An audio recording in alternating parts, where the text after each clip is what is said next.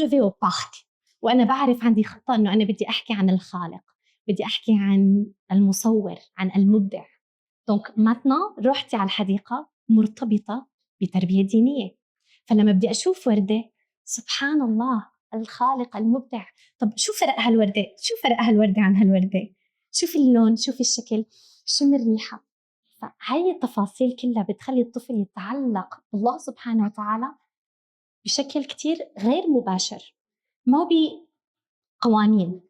لأنه نحن لما يمكن تعلمنا إسلامنا تعلمنا قوم صلي صوم، توضيت ولا ما توضيت، انت مالك متوضي، سي توجور هيك ديزوردر، أوامر بس ما فيها محبة.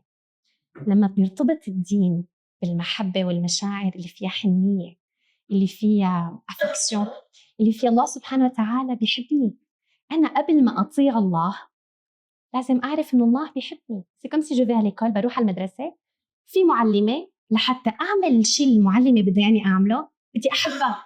إذا ما بحبها أو je n'ai aucune connexion avec elle هي devoir، بس إذا بحبها هو devoir. فبدنا نشتغل كتير كتير على المحبة. الأناشيد engage the senses، في عنا حواس، هاي الحواس هي اللي بتأثر على الذاكرة القوية عند الطفل. فلما أنا بربط القرآن الكريم بمشاعر دافية والصلاة بمشاعر دافية، بيكون دائما الحواس الخمسة شغالة.